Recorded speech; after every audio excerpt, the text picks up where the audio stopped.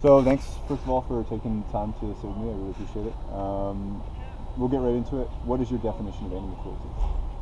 Anything that abuses or hurts an animal emotionally or physically. Self-defense is one thing. So there's a difference between like necessary and unnecessary. Yeah. Same way as like hurting a human would be, self-defense is one thing, but like going out and hurting a human is another. Yeah, cool. I totally agree with you. So if we were to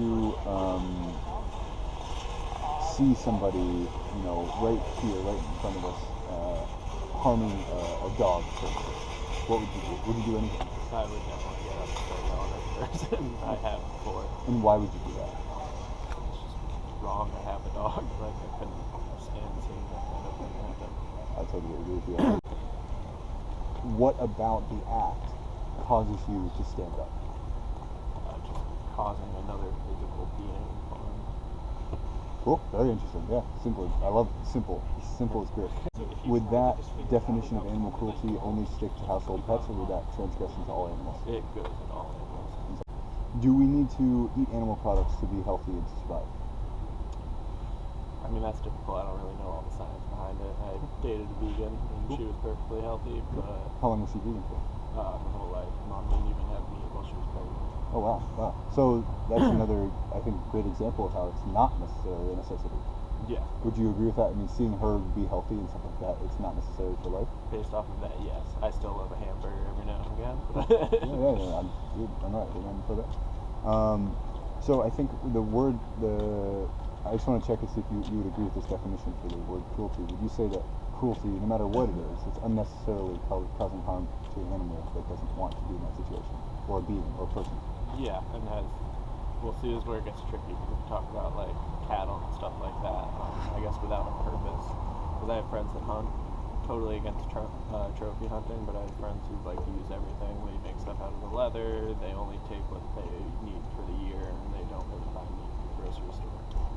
Cool. So going off of what we had said, for your ex-girlfriend, you said? Yeah. For your ex-girlfriend, she was entirely vegan, so for her at least, it was entirely unnecessary to consume any animal products to be healthy. Absolutely. So using that same ideology, if we take the word cruelty, we use that definition we use as unnecessarily hurting somebody. If we don't necessarily need it to be healthy, is it still animal cruelty? So that's the thing. So healthy, yes. I mean, you can be healthy and eat meat too. Some people, have different dietary effects from not having certain things. I don't know exactly what the science is with that either. But yeah, I mean, going around in a circle, I can get back to the fact that like technically cattle and stuff like that is considered a form of cruelty. Cool. Does a cow or a pig have the same potential to be scared and to fear death the same way as a dog? Absolutely. Same way as a human? Isn't that the same? Isn't that how like mad cow disease works? It's very much like extreme conditions causing emotional plight, which causes the body to shut down and makes some really bad stuff. Yeah. So using that structure that we have been talking about is like it's unnecessary to do. If it isn't unnecessary to do, why do you do it? Like I said, I enjoy steak, I enjoy a burger. There's definitely a problem with that. I mean, when you think about it, but we just don't think about cows and stuff in the same way generally because we don't have them at home as pets. Cool. So like because we've had exposure to dogs, we have this emotional connection to dogs, but because cows have always been on the farm, it makes sense that they would be, sent to the slaughterhouse. Which is a contradiction to what I was saying earlier, but at the same time, it's this weird mentality. I think a lot of it forms from that. Cool. Yeah, I definitely think so. I think that society has a lot to do with the way that we think, and structure has been set for us. And as we age, we just become accustomed to things. Cool. I definitely agree. Would you be able to kill an animal yourself? No. So if you had the option of choosing say somebody was like, you have a chicken here and you can kill it, or you have a pile of carrots, what would you choose? No, God, I would take the carrots. And why would you take the carrots? Some people are built to do some things, and some people aren't. And you don't think that you are? I mean, in a survival situation, probably. Right, but in today's situation, but in like right today's now. situation, definitely, but I'd take the carrots. Cool, and I think that's a very regular thing. I'm also a lot of allergic people to carrots, so. You are? That's a big choice then. Wow, that's saying a lot. That's saying a lot. Cool. So I guess I'll just ask two more questions if you're okay with that. Yep. My first question is there a humane way to kill an animal that doesn't want to die? Oh God, I'd like to think it's the same way in a horror film. You sometimes just wish that someone was put out rather than having to watch them know and Cool. grow with that fear. What's the definition of humane? Rough definition, in your words. I think at the end of the day, it's pretty much just treating people like the way you want to be treated. I mean, there's a bunch of different definitions, but at the end of the day, I think that's the most honest. I definitely agree. I think another word that we could put next to it as a synonym is compassion. Yeah. To give compassion. Can you compassionately kill an animal that doesn't want to die? Now you're getting into tough questions. Really walking me in a circle. I mean, by that definition, no. By my own definition, no. Cool. Again, it's a lot of the times we don't think about this stuff because nobody asks us these questions. So say I'm not a religious person. I don't hate religion, but I don't like to use the word God because I think that is very inclusive to only a certain type of people. But say you had the ability, right, before you got sent down, and God, Allah, Buddha, whoever, the universe, we'll call it. If the universe gave you the three options, it said, in this life, you're going to kill humans, kill animals, or kill neither, which one would you choose? Neither was an option? Yes. Well, see, I'd say neither, but that's just from my, inability to think that I could kill something myself. Cool. So do you have that choice in your everyday life to choose neither? Yes. Cool. What's stopping you from choosing neither? Partially the fact that it's provided. So what would be the purpose of me going out and doing it? Cool. So, you could say, convenience. Yeah. So, is your convenience more valuable than the life of an animal?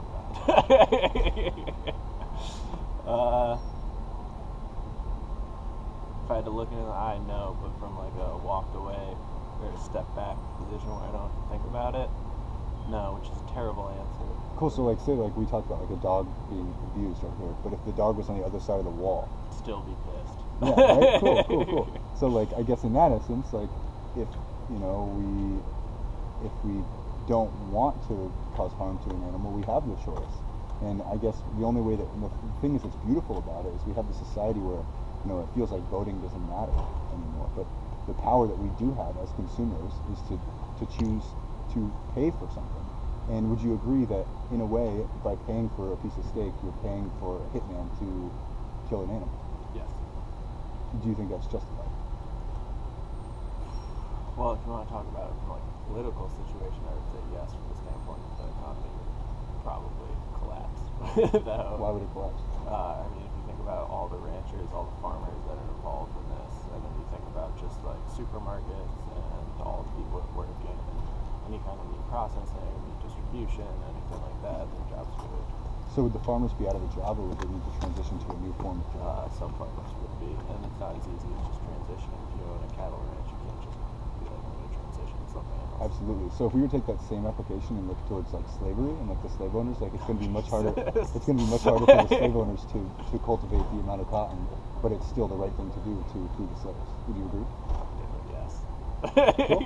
Awesome. And I don't want you to think that I'm pointing these things out to make you feel bad, but I think it is something that's important to think about, and this is why I'm doing this, is because I'm learning things, and I think that I was kind of what the fuck, that doesn't make any sense, combining slavery to animals, and it's but it kind of in a way does, and when you start to look at it that way, it makes the choices of choosing neither much easier.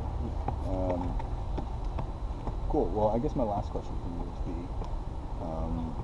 after all the things we talked about, after the questions that I had raised, do you have any questions for me? No. Cool. So going forward, you now realize, I think, that you have the potential to vote with your dollars, to vote and say that animal cruelty is wrong, and I don't want to pay someone to do it for me. I will never pay somebody to raise a dog to be in a dog fight. So I'm going to do the same thing and protest the meat industry, which is doing the same thing, because animals, as we had said, are all the same. We all fear, suffer, die, love, have compassion the same way.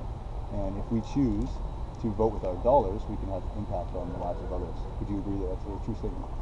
I think it's a true statement. I will probably not vote against me. Cool. And why is that? Still enjoy it, and I can try to rationalize myself out of it, but still.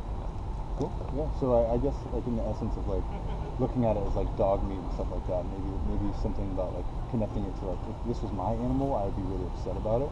Maybe that could be something that maybe help you work. I'm not trying to make you change or anything. I'm getting opinions from people because this is how we learn from society. I guess really to wrap up here. Being a person that is compassionate, as I can tell you are, and having the ability to sympathize and empathize with another being,